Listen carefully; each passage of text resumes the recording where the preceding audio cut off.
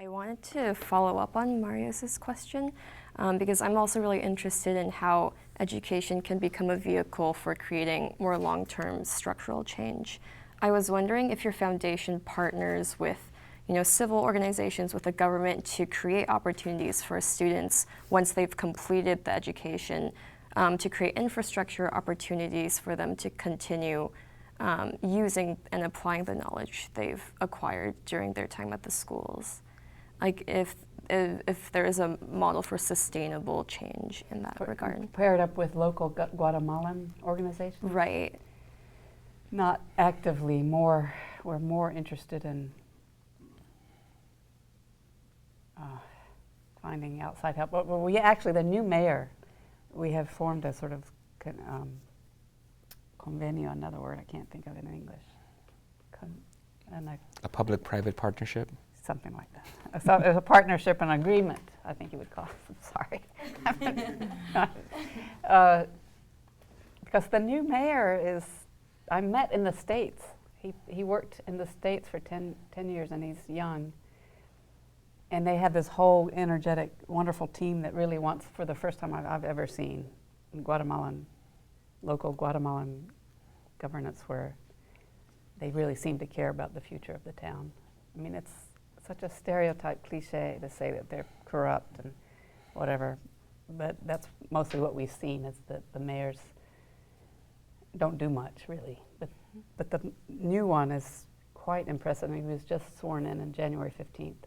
And so we hope that we can actually help him with our students, use them to gather data, for instance, on garbage, water pollution, and whatever we might do in terms of fighting the hydroelectric power company and mining interests that want to come in to town. But we have tried to, I'm kind of interested in getting the kids outside of Guatemala as much as possible because I think that will give them the much broader perspective. And we have 3 kids studying medicine in Cuba because there's not a single doctor. There's now one doctor that speaks their language. You know, they don't speak Spanish in the home. They only speak Spanish in school. So they're in Cuba, and we have some in Mexico studying business administration. And then we have an educator, a guy studying education in Guatemala City. But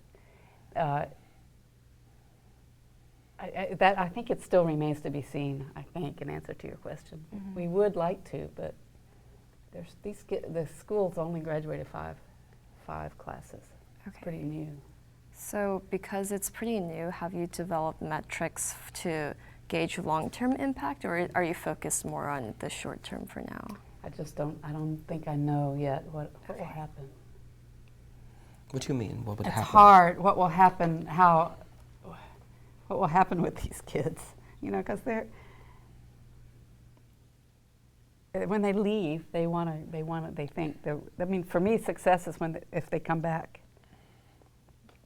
That's one way of measuring success. Is they would come back and find ways of generating money within the town, or they come back and are a doctor. They care for their fellow, or they're engineers and they build sustainable electric power, whatever. But so far we can't know that, and I think what happens too is that the whole migration, flood of migration to the States is new in San Mateo. It's only about 12 years old.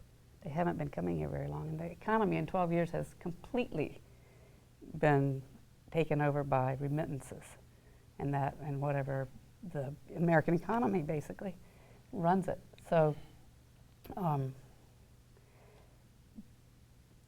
we just don't know. I mean, they come to the States thinking they're going to build a house and go home. But it's too new a phenomenon, and the school is too new, I think, to make any measurements yet. That's what I think. But you are graduating students. We're graduating students. We have 100 graduates. And that's 100 more than? 10 years ago, I don't think there was a single college graduate and maybe less than a dozen high school graduates within this community of 50,000 people. So it's changing. But I think it's hard to know how to judge it. I mean, even with all those good things, that has a downside, I'm sure. that we haven't thought of.